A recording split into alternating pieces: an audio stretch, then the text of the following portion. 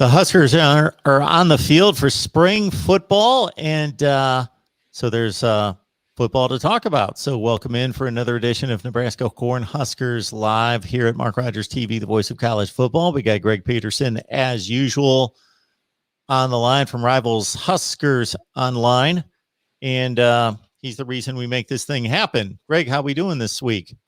Doing good, Mark. How about you? I'm good. So, starting to get some activity. I know the last time we spoke, you were looking forward to getting out there and seeing the team for the first time. So they had a scrimmage this past weekend on Friday. So catch us up to date in regards to what were the highs and lows there. Yeah, well, of course, we didn't get to see the scrimmage. We saw practice a little bit on Wednesday morning. Yep. Okay. But yeah, Coach Frost talked to us yesterday. So that was kind of the first that we'd heard about how it went. And Coach Frost gave a glowing report. Now, take that with a grain of salt. He says people, looked really good. Some people the best they've ever looked at Nebraska. I know we've heard that a lot before, how great practice has gone and stuff. But, I believe him. One guy that sticks out that he had singled out was Logan Smothers. Adrian Martinez's backup, who he said, he'd been, driving the ball deep, the best he's ever seen since he's been here. So, that sounds encouraging. But, position groups all around. He really liked what he saw from the running backs that he's got out there, and the wide receiver group he is loaded. It sounded like all went well. They ran. I'm not sure it was 120 to 140 somewhere. Scripted plays. Everybody. As far as what we heard, we also heard from Samari Torre. The wide receiver transfer from Montana for the first time. And, he thought the scrimmage went really well as well. And he seems to be fitting in here well and learning the playbook. Kind of funny that he'd mentioned that, all the plays from Montana are still there in his brain. And, he's tried to push those aside and learn the Nebraska plays. So that's got to be a difficult thing for a young man to have on his plate. But, as far as we heard, everything went really well. Defense sounded like they came out to play. So, all looked good. And I should be able to – or we're going to see a lot more this Saturday with an open practice. So, looking forward to that. Samari Torre, so did anyone ask this question, or did he reference any kind of difference in level of play? Just the level of athlete that he sees and what the difference is? Absolutely. The biggest, his comment that really sticks out was that, he can't keep playing FCS corners if he's going to be getting ready for the NFL draft. So that was one of the things that went into his decision. Definitely stepping up at the talent level right there, because he did have the chance. He could have gone into the draft this year and been drafted. Montana weren't going to have spring football either. Just because of the COVID situation and the weather there. He explained that you just can't have spring football outside in Montana. The field's still frozen. But so, the big thing was, stepping up in talent level and, kind of seeing what he's made of against some top-notch talent. And, he definitely noticed a difference, in athleticism and talent at the cornerback position. He didn't really single out any names, but on the flip side of that, we also talked to Cam Taylor-Britt, who's the one who's been covering him. And, Cam had a lot of good things to say about him too. And I think there's a battle brewing there that's going to be a lot of fun to watch moving forward here. And that's the mark of a team that's going to compete for a championship, is that you got competition at each position. It's not like where any one guy can just say, hey, I can play at 75% and I'm good because I'm so much better than everybody else at this spot. Where there's genuine competition, and you not only have to be talented, but you got to know your assignments and you got to bust your tail and put all three of those aspects together. No question about that. Greg Peterson's on the line with us, talking Nebraska football every Tuesday night at 8 o'clock Eastern time. So we invite you to jump in the live chat, leave your comments, your questions, debate topics, anything you've got for Greg and I, whether it's Nebraska, the Big Ten, the nation, anything there. So we're running down the Friday scrimmage. Greg made it out to practice with the rest of the media last Wednesday. So I will say that even though Scott Frost, and I saw one of your reports with Sean Callahan, did talk about the running back position looking good, it was a bit unexpected. It appears as though that Marquise Stepp would not be able to participate this spring, and that does make the running back position pretty thin. Yeah, well, luckily there's a lot of bodies. It's very inexperienced. Yeah. But yeah, with Marquise Stepp having some type of injury, we don't really know what, but I guess he had, and nobody really knew about. So he's going to miss the entire spring, and obviously, yeah, that opens up some reps there for a lot of the younger guys, and with all reports that we've had, is those guys are getting a lot of reps. Coach Frost had mentioned a couple of guys. Obviously, freshman Gabe Urban was one of those guys, true freshman.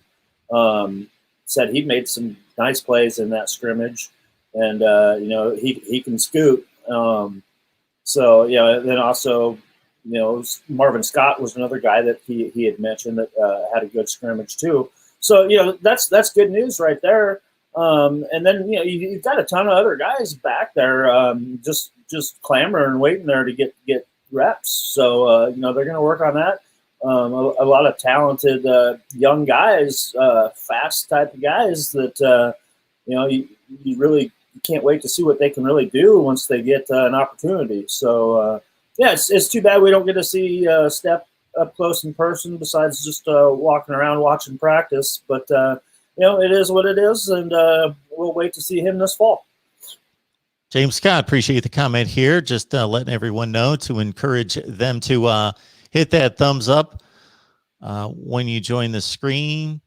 Get that taken care of. Just hit the thumbs up before you join the live show. Help us support the, of course, continue on and share the videos out there. If you enjoy whether the videos or the live streams, and get people more people in here to take part in the live stream. We got Greg Peterson on the line from Husker on the line. Husker Online. I'll get it together. Husker Online on Rivals. Yes, threw too many does or something in there. Greg Peterson from Husker Online. All right. Looking forward to get some people in to see some practice this weekend. So that was announced as well. Yeah, they announced that, limited number of fans, 4,000 to be exact, will get to come in Saturday morning and watch open practice. So those tickets went on sale. I believe like half of them went on sale last Friday, and then I think the other half went on sale Monday. And obviously those got scooped up right away. It's a free event. So, it's kind of funny that we talked about this last week about how schools are trying to get creative on having ways to get recruits to come in and get to see your program a little bit when it's a dead period. And this is one of them. Actually, Sean had asked Coach Frost about it, and basically his answer started off with, "You're not stupid, Sean." He didn't really say it like that, but you know why we're doing this, and it gives a chance for kids to see practice in person a little bit without having that up close personal contact that you usually would have if you're there to see practice in a normal time. So that's good, and we'll get a chance to go out there and watch practice as well. So Coach Frost said it'll probably be fairly vanilla, which that's no surprise to anyone.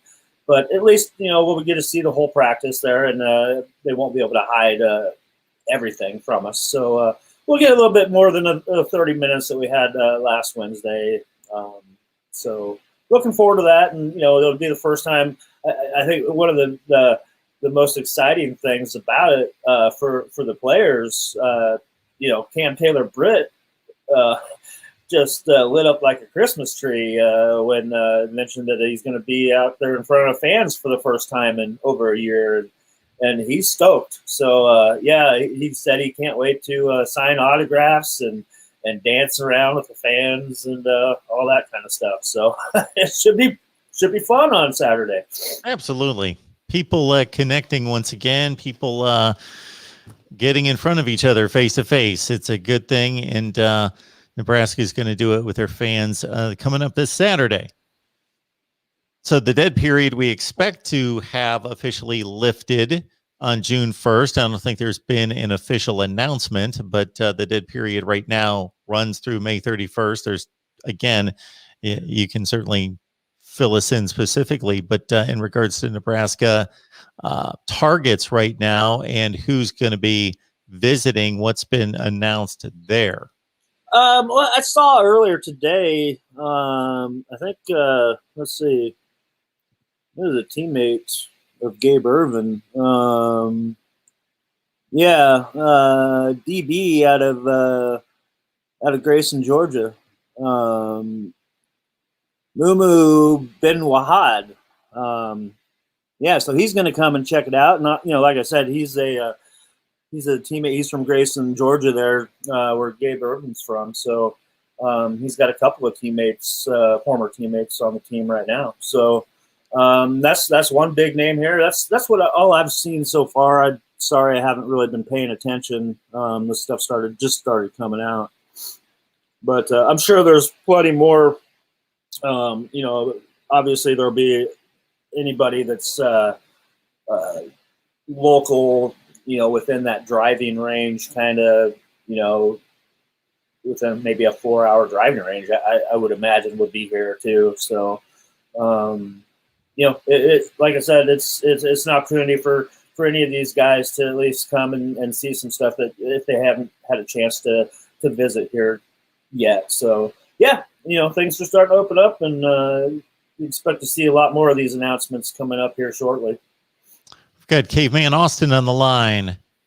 Wants to know about the quarterback battle. So this is something, I tell pretty much, Greg, any show that I recycle and repeat every week, if there's not a set quarterback, which there is certainly with Nebraska, it's not much of a quarterback battle. Adrian Martinez is the guy, but certainly at Ohio State, for example, they've got 3 guys in play that pretty much once the national championship game was over, that we were going to talk about it every week. It was going to be brought up every week. That's just the nature of the sport, and it's a long off season, and people want to know about the quarterback battle. But as it stands, I got to think Adrian Martinez is it. Well, yeah, it is. It's his job, obviously, but you know what? Coach Frost loved what he saw, or what he's been seeing out of everybody in that quarterback room so far. Like I mentioned a little bit earlier, Logan Smothers, really starting to pick things up, and he's a guy that is a very athletic quarterback, a lot like Adrian Martinez, and he's very accurate. And I think the one thing that they've been wanting to see a little bit more is his ability to go downfield a little bit more, and it sounds like that's been happening. So he's pushing Adrian, and with all reports that we've heard so far, plus we talked to Adrian last week, he's been looking really sharp in camp. Everybody's raving about him, actually, about how good he looks, and how good of in shape he is right now, and moving around. I mean, he looks like a freshman again, athletic wise. So that's just really good news. And then true freshman incoming quarterback Heinrich Harbor has the biggest arm on the team. I mean, I've mentioned before on here that he's got a cannon, and he does, and and he looks like that NFL prototypical quarterback. A Dan Marino type guy. He's got that kind of a stature to him, and he's very athletic for having that kind of a stature. So the future's bright there with a couple of those guys, and then you throw in a Matt Masker who's been around this program for quite a while, and he knows this offense inside and out, and he's looked really good. So you really do, you've got three capable quarterbacks with a true freshman that, if needed, sounds like he could get in there and get the job done. So yeah, I mean, the quarterback room's looking good right now. You kind of forget about Luke McCaffrey a little bit, because then we would be probably talking about a quarterback battle right now. So that's the way it is now, though. Jeremiah, we appreciate you being here in the live chat. I got a question about that controversy that we pretty much went over this last week in regards to, at that point, Nebraska, there was information out there on social media that most of it proved to be pretty accurate, just that they were testing the waters about trying to add an 8th game at home. So Jeremiah is asking just about the Oklahoma game. The Oklahoma game's on, but as he states it here, how do you feel about Nebraska trying to back out of the Oklahoma game, the 50th anniversary of the game of the century? Yeah, that would be a thing, wouldn't it? No, yeah, like you said, we covered this last week. They were never trying to get out of that game. There's no way that would ever happen. It was just a big screw up, releasing information that needed to be corrected down the road. So yeah, it's there's no way that both of those fan bases would put up with one of those teams backing out unless some kind of natural disaster happened that's worse than a global pandemic. So yeah, that's my thoughts on that. There's a lot of people out there that don't have a stake in the game here when it comes to Nebraska football, regardless of who they root for. And I find this, I see like 3 or 4 comments in the live chat, but I see this pretty often, that your general college football fan out there is rooting for Nebraska to come back and take its spot of prominence nationally. There are people out there that want to see Nebraska be up near the top. Yeah, more so than other teams. They just, the program has always been conducted with respect and dignity, and played football the right way and done things the right way, and produced obviously tremendous players, but also tremendous people. And I just think the way the program, and Tom Osborne would be the first and foremost person that you think about when you give those kind of compliments to the program. But historically, it's just been a feel-good program from the standpoint of doing things the right way. And unless your team has to stand in front of them, obviously you're going to be rooting for your team. But otherwise, I just feel that the sentiments out there that people want Nebraska to be good. Well, yeah, bottom line is college football is better when Nebraska is good. It's better when Texas is good. It's better when Notre Dame is good. I mean, all of those teams that, people at least of our age that, grew up with the blue bloods, basically, so to speak. It's just, that's what we expect. Those are the teams that we always heard year in and year out. And, back when media wasn't, or television and radio, I mean, you could only listen to games on the radio back at the time. There was only one game on a week. Nebraska was one of those teams that was on nationally very often when there weren't a lot of choices. So a lot of people are familiar with Nebraska, and I think that's just something that, like I said, it's just better for everybody when Nebraska is a prominent name again. It's true that it's been a long time for the fan base that they haven't seen a winner, and it's difficult to swallow for a lot of fans. And that's what's kind of funny, is that you see other non-Nebraska fans feeling the same way, that they'd like to see Nebraska back up there. So yeah, it's kind of crazy, and you've gone through 3 different coaching staffs now that and you're just waiting for that combination to get better. Bo Pelini was fired for winning 9 games a year. Frank Solich was fired for winning 9 games a year. So that kind of means something nationally, where you expect that this is a program that is supposed to be winning double-digit games every year and competing for championships year in and year out. So, I think it's just something that everybody wants to see. Absolutely, absolutely.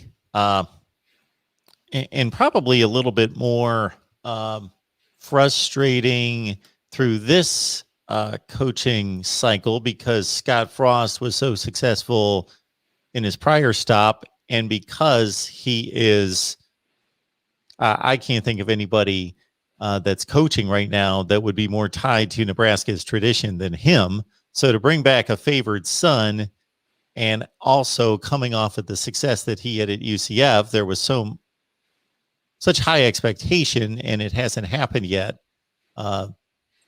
What's the general feeling around the state in regards to him being the right guy?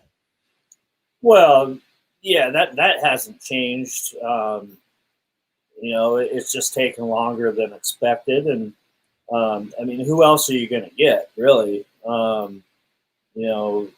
He's locked up with a tremendous buyout there too.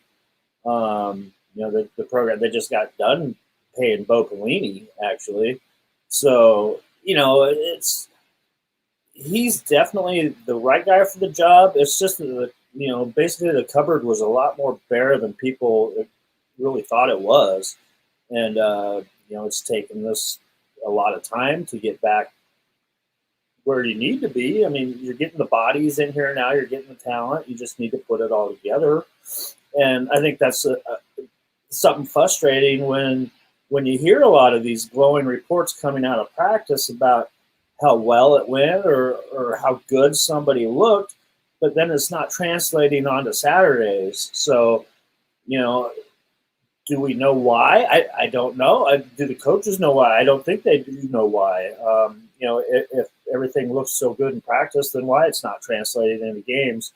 So that's what we're trying to wait for, to have them put it all together and start to win some more games. I mean, bottom line right now is they're a 500 team that we're waiting to see if they can do better than that. So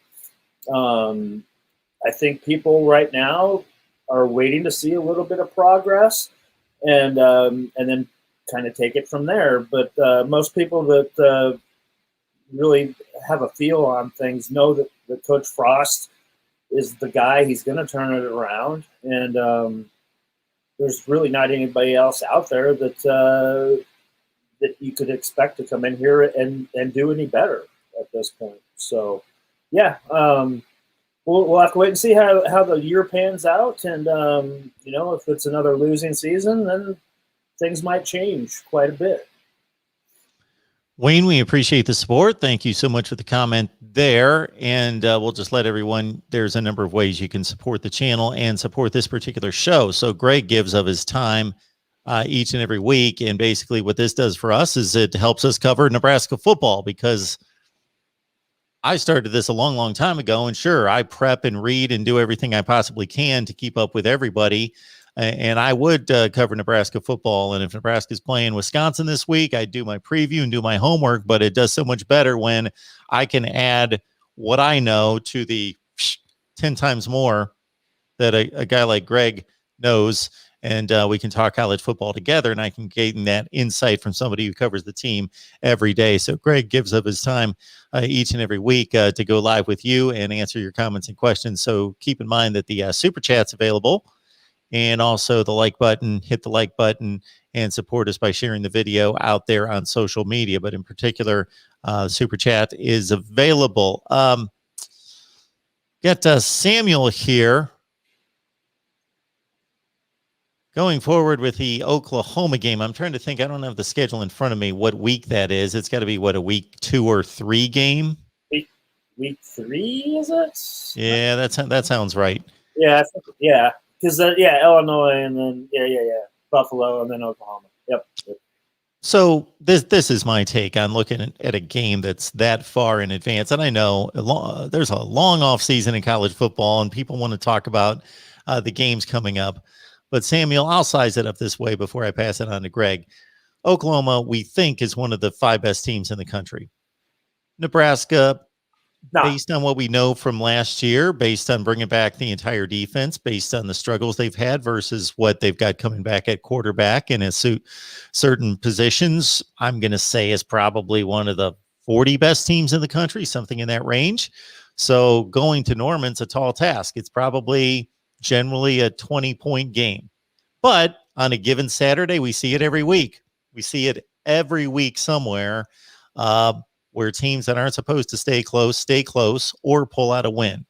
I keep a running tab of double-digit upsets in college football, and there are more than you think there are going to be. That's why they're upsets. So on a given day, can Nebraska play with Oklahoma? They can. Can they most of the time? Probably not right now. But if they're playing the right way that day and Oklahoma puts it on the ground maybe a couple times, yes, it could be an excellent game. Could it be 38-10? Yeah, it could be 38-10. Could it be 38-35? Yeah, it could be 38-35. It just all depends on who shows up that day. Those are my thoughts. Yeah, I agree 100%. We hope that they can play with it. And I suspect that they can, well, for at least a half. I mean, look at the Ohio State game last year. Nebraska played Ohio State awfully tough for a half and into the third quarter a little bit. But,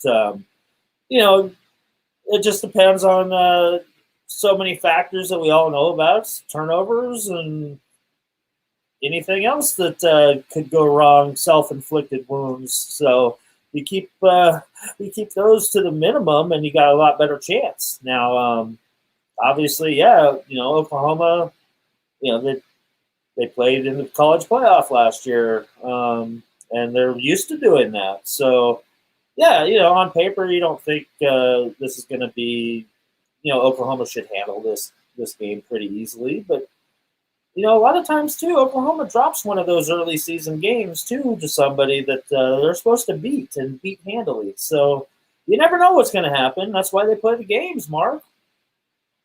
They will play the game, regardless of what Vegas says, what the point spread should be. They're going to play the game. And again, I am not any kind of odds maker or handicapper, never pretend to be, but I do enjoy that sort of thing and looking at that and make my predictions and so forth. And again, I got notepads stacked upon notepads with point spreads in the lines for all the games every week.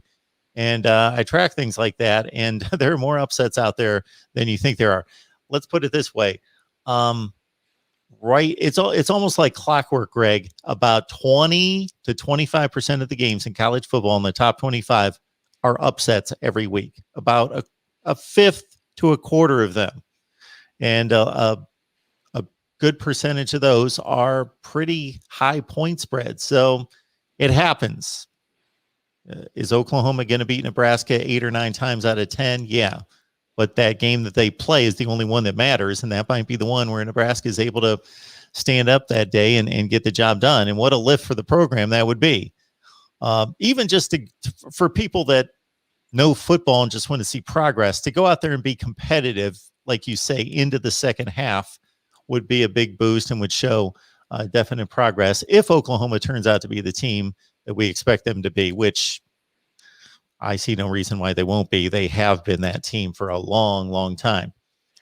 Speaking of which, Greg, I am looking at the ESPN Football Power Index. I believe that was released today, which I had no idea that it was going to be released. Ironically, it coincided with me answering a number of requests to rank all the teams in college football 1 to 130. Oh. So I took some time. I took it seriously. And I tried to put some parameters to it, and I did that, and I released my video this morning where I ranked all the teams in college football 1 to 130. And now I'm looking at ESPN's FPI rank of Nebraska. Now, following their rank, of course, you got all sorts of different numbers, which we would have to go into the key and figure out what they mean. The one that means something to me is that when they take the football power index number, the ranking, and they combine it with what the schedule is, they come up with some kind of computation of what they expect the record to be for that particular team. So for Nebraska, it's 5.7 wins, it's 6.4 losses. So the one thing I can guarantee is that Nebraska is not going to win 5.7 games. So it's either going to be 5 or 6, I guess. But anyway, so they're basically picking them to go 6-6 is what and they've got them ranked the 46th best team in the country. Yeah, I disagree with that at all. I think we just mentioned that they're a 500 team, basically going into it. So, yeah, I think that's pretty accurate, and I don't think that anybody on the team or affiliated with that team would disagree with that right now. That's what they're out there to prove everybody wrong and to bring that number considerably higher. So, yeah, that's the one thing that I do like about, what I've seen here the last couple of weeks and heard from players and coaches is that everybody's on board and everybody's excited and, they can't wait to get back out there for real. So, we'll see. We'll see. I mean, that's why they do these rankings, and it seems like they do come out earlier and earlier every year. It's it's a month of practice for everybody, so it's all speculation right now. Yes, it is all speculation. There's no doubt it is speculation. That's what we all love to do, is speculate. And who can blame anyone? We're just waiting a long time to watch football. And I think it's just the nature of college football more than the other sports to rank things, because that's been the tradition of college football. Before there was a championship game, everybody had to be ranked, and the rankings meant something more so than they do in college basketball, for example.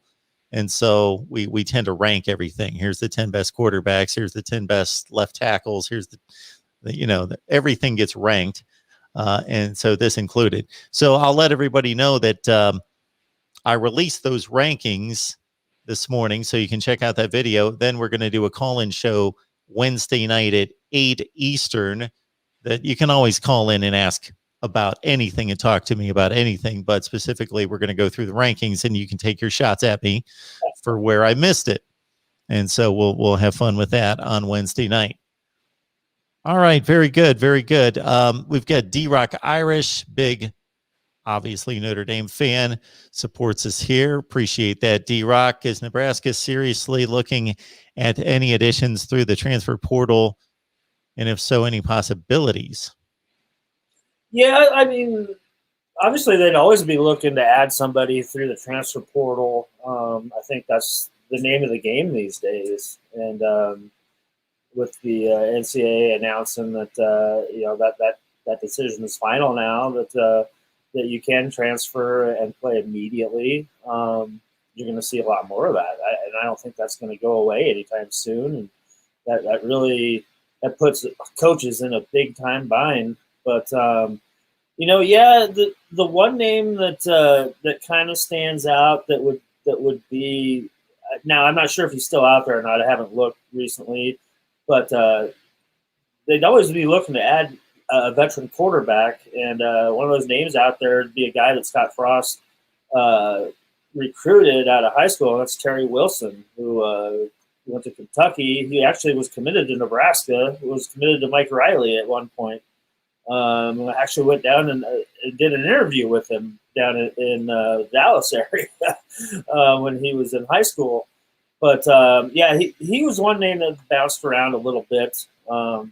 An athletic quarterback that people have seen a lot of at Kentucky. But other than that, I think it's just kind of a waiting game. And, if there's somebody out there that wants to join the team, I don't think that they would say no. That's for sure. I mean, you want to get as much talent as possible. So.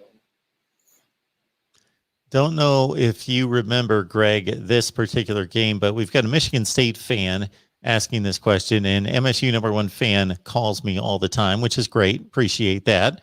They call me all the time, and they want to talk about the 2015 Nebraska-Michigan State game. So Michigan State lost one game that year. They beat Ohio State en route to a playoff berth. Won the Big Ten championship, of course, a close game with Iowa, but they lost to Nebraska. That was their one loss that year. And there was some kind of controversial game that I don't remember. I'm sure I watched most of the game, but some kind of controversial play that MSU #1 fan likes to bring up, in which Nebraska, I think they were only a 5-7 team, but one of their wins was beating a playoff team at Michigan State. Yeah, that was a home game for Nebraska. I don't remember what was that controversial play. It was a play downfield with a wide receiver and a defensive back. Oh, Brandon Riley catch must have been. I think it might have been. Yeah, it had to be because that was a big play. I didn't, and that was a great game. I mean, I remember that, and it was super loud in the stadium. I mean, I was worried about getting a good shot of field at the time, but I mean, that was a huge win for Nebraska. It really was an uplifting moment for the program. Unfortunately, they weren't able to build off of that too much. But yeah, I'd have to go back and look at my highlights or some highlights to to refresh my memory about that. But yeah, it was a good game. I would say that, and Michigan State, plenty of respect for that program. That's always seems like that's a pretty darn good game when Nebraska and Michigan State get together. So. Yeah, definitely two programs that have been built on tough football, hard-nosed football. Michigan State, Nebraska. Being in Nebraska and being the brand that it is with the history that it has, every time we open up a live stream with Nebraska, there's about 5 different topics that are always going to be brought up by somebody. And one of them is going to be the transition from the Big 12 to the Big 10. So people are going to ask, is it a mistake, not a mistake? I'll ask it this way, because we've had several comments just tonight in the live chat addressing that. And we've talked about that a number of times. We've grilled Greg on that one. I'll ask it this way, Greg. Because you're a recruiting guy. So again, check out Greg's work on Husker Online. It's phenomenal keeping up with Nebraska football. So whether you're a Nebraska fan, certainly you need to be there. If you're just a college football fan that likes to keep up with the best programs and the ones that matter, then check it out as well. But I'll ask it this way. Being a recruiting guy, how did it change Nebraska's recruiting approach moving from the Big 12 to the Big 10? Well, in a couple of ways that we've talked about before. Regionally, the areas of the country they recruit, and then the type of player that you're going to recruit. Obviously, Big Ten being a little bit more of a power conference, kind of a more grinded out conference than a more wide open, less defense in the Big 12. Everybody knows that. I think the biggest hit was the state of Texas as far as recruiting. That Nebraska would generally get 4 or 5 guys out of the state of Texas year in and year out. But not being in that conference and not playing teams from that state of Texas, kind of limits as many of those Texas kids that want to come and play at Nebraska, because they always like having that opportunity to go home and play in front of their friends and family a couple of times a year. So that was a big part of it. But Nebraska, obviously, in the middle of the country, has always had to recruit nationally. That's never changed, and that's kind of what they've always lived off of, is getting talent from far away to come and play, and you build your program around that 3-star type of an athlete, big hardworking, strong kids that with that kind of mentality. There's a little bit of different mentality when it comes to Midwestern kids as opposed to kids from the South or kids from the West Coast or kids from the East Coast. It's a little bit more of a blue collar kind of a mentality where you see a lot more of, I don't want to say linemen, but it kind of seems that way that, a lot of your linemen come from the middle parts of the country. So yeah, it changed in a couple of respects that way. Nebraska prides themselves in recruiting. They got a 500-mile radius that they like to single out most of their numbers in their recruiting class coming from. But you always want to add as many as possible from your Floridas or your Californias. Georgia's a state where they've been hitting hard lately. But you really got to, when it all comes down to it, is that you're competing against the teams in your conference. So that's kind of where you have to kind of aim. You're trying to recruit against an Iowa, Wisconsin, Northwestern, obviously Ohio State, Michigan State. All these programs in Minnesota. They're all looking for these guys, and it's cutthroat. And Big 12 guys that they got their specific areas that they kind of recruit a little bit heavier. So yeah, you're not competing against those Texases and your Oklahomas anymore for a lot of those kids from that kind of a region. So yeah, it's changed things that way as well. So you can look at it several different ways. I got a head start on this answer, so Greg, I will let you tackle this one, and then I'll fill in. I don't want to take any names from you here, but I was able to put together my list on this one. MSU #1 fan wants us to name the top 5 quarterbacks in the history of Nebraska football. There's some good ones. Yep. I don't know which direction I want to take this. I'll start easily. I'll go with my #1, and it's Tommy Frazier. Okay. One of the most incredible guys I've seen play quarterback in college, running an option system. And then I got to go same a teammate, Brooke Behringer. He was another pretty good one, but his life ended way too short. Just about a month before the NFL draft, and he was expected to be a first-round pick in the NFL draft. But yeah, he was the guy who spelled Tommy Frazier when Frazier had his blood clot issues, and never missed a beat. Kept the Huskers rolling to national titles. I probably got to go Turner Gill, probably number 3. One thing we have in common here right now is these are all guys that ran an option scheme. Turner Gill with that scoring explosion offense there in the 80s with Irving Fryer and Mike Rozier. Another guy that won a lot of games here at Nebraska and was very successful. Boy, you got Dave Hum. He'd be a guy that you might want to throw in there. We're going back to the 70s now.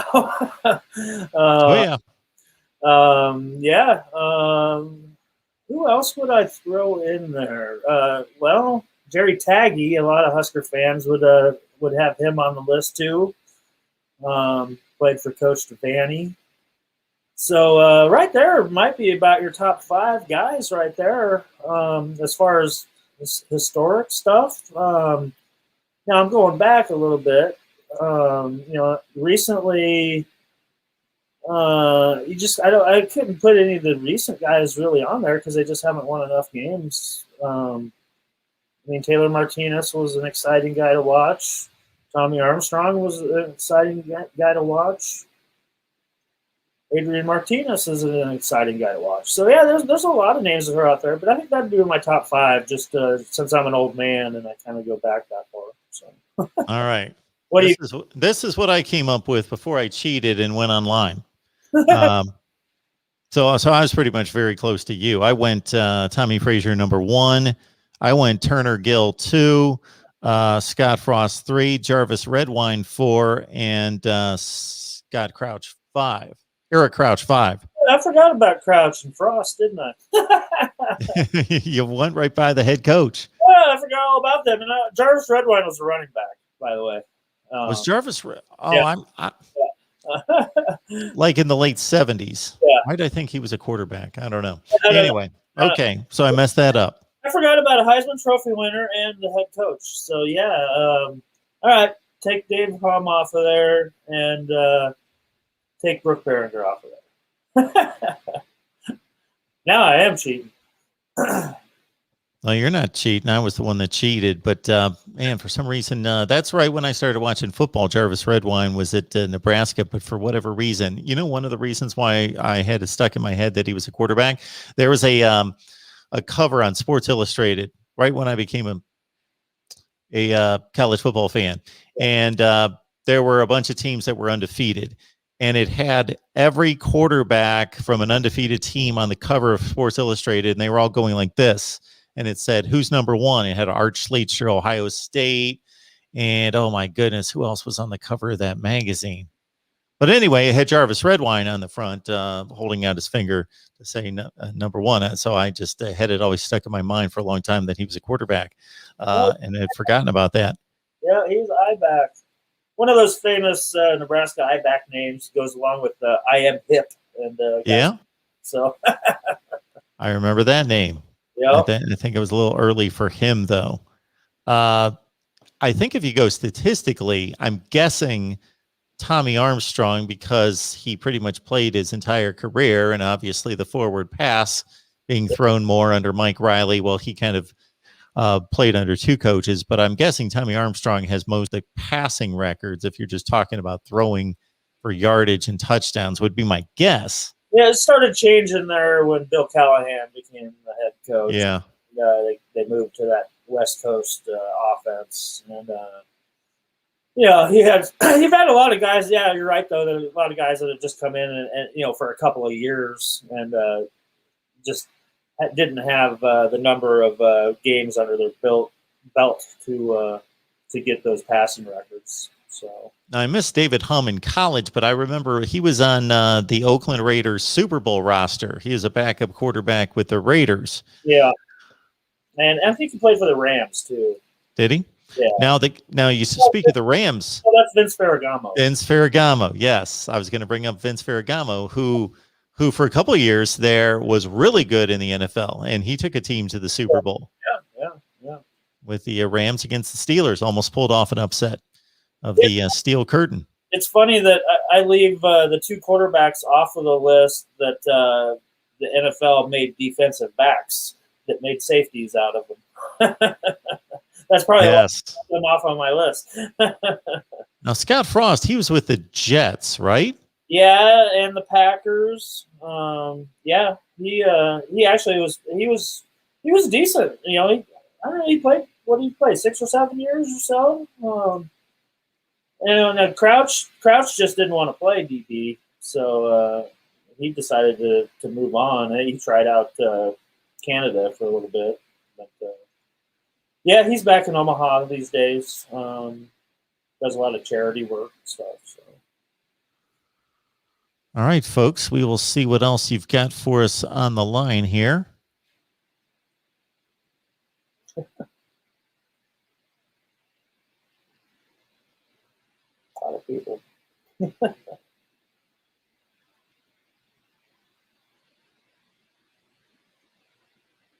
D-Rock Irish announced today, I did see this, the American Conference is allowing transfers to go to other schools within their conference one time only. They joined the MAC and the ACC as well.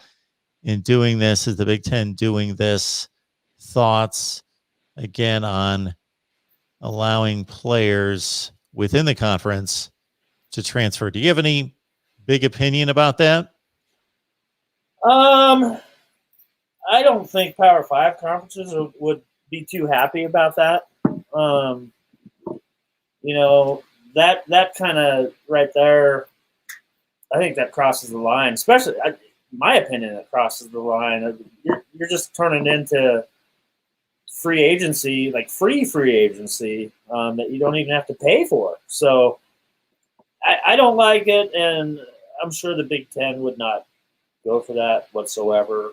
I mean, there'd just be too much of an uprising between coaches. You're putting too much on their plate as it is with this year's transfer rule. So, yeah, I don't think it'd fly. The Rod Farva's got a debate topic for us here. Tommy Frazier, Eddie George, 1995 Heisman. So did Frazier finish second? I know, obviously, Eddie George won the Heisman. Yep. No, that's been a bugaboo of mine for. And you know what? I know both of them. I've met both of them. So hey, quiet. I mean, you know, I worked in Nashville for 10 years, and Eddie George would come by our office quite often. And I even told that to him. Did you one time? Did you? I did. How did that conversation go? He just laughed at me. Or whatever, Husker. And but yeah, I mean, yeah, I think so. I mean, Tommy Frazier was the talk of college football that year. I don't think anybody's seen some of that stuff that he's done or that he did that year. And I think it would have been different if they did the Heisman voting after the national championship. Oh, game. yeah. That it's a landslide Tommy Frazier. So, yeah. Sure. So folks out there, if George was more national, you know, I think more well known nationally than Tommy Frazier would be. I think just because of the position. I don't know. Now I'm talking out of my.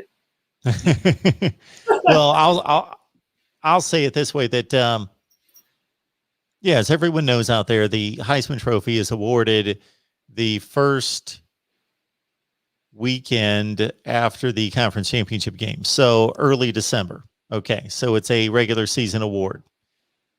Back then there was no conference championship game for either team. The Big 12 was one season away. I think that started in 1996. The Big Ten was years away from a championship game. So anyway, the season had concluded. Both teams were undefeated most of the season. Nebraska finished undefeated. Ohio State was 11-0, lost to Michigan. That I'm sure hurt Eddie George's number of votes, but he still won the Heisman Trophy. Numbers off the top of my head, he's around 1,900 yards. He didn't quite get to 2,000. I'm sure he scored like 25 touchdowns, something in that range. So I got Tommy Frazier's numbers pulled up here.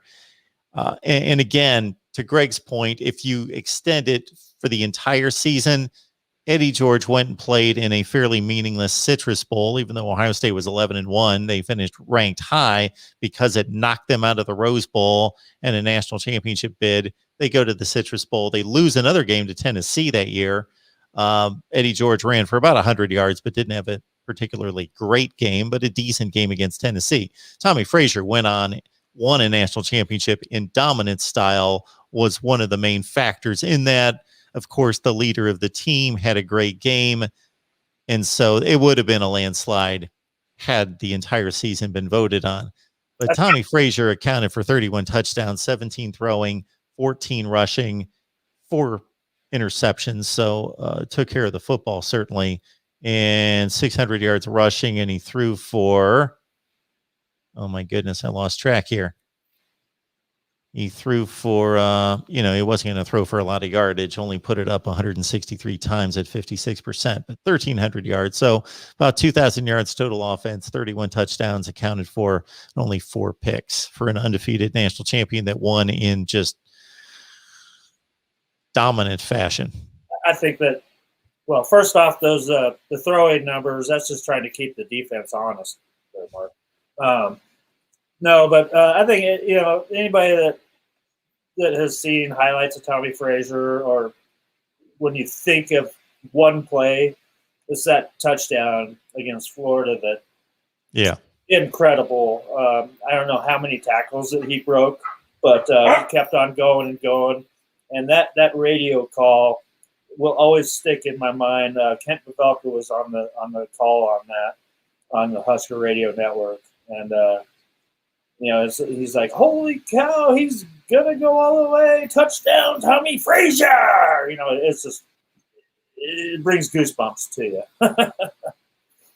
So yeah, hands down, Tommy Frazier is my pick for that. Good question there, Tharad Farva. Appreciate that. All right. Again, every Tuesday night, we talk Nebraska football with Greg Peterson from Husker Online on Rivals, and we appreciate everybody stopping by. Please let people know that we're here every week. So if it's just for college football analysis, you know that we're here every day. But specifically for Nebraska, let people know Tuesday night's the time to be here, 8 o'clock Eastern time. Please share the links out there on social media, Twitter, Facebook, whatever else is out there. That's about as far as I go when it comes to social media, but I know that there's about 52 other ones. So please share the videos and the links. Greg, anything else? Any parting shots before we let you go? But again, I hope everybody appreciates Greg. He's running around all over the place trying to keep up with recruiting, posting videos all over the place for Husker Online, his own YouTube channel, everything going on in his world. And he takes an hour plus. By the time we set up and coordinate and do all the things that need to be done, he's donating more than an hour of his time each and every week. But I will leave it up to you. Otherwise, we'll be back here to talk more football next week. Sounds good. Yeah, just looking forward to practice again tomorrow morning. Not sure who we're going to hear from following practice, but it'll be some coaches and some players, and then get out there Saturday morning and get a look at a whole practice and form some opinions of what we see then. So, yeah, that's about all that we've got going on right now. And, all right, Greg. Forward. We appreciate it. You have a great week. You do the same, Mark. Thank you. All right, everyone. We'll see you soon.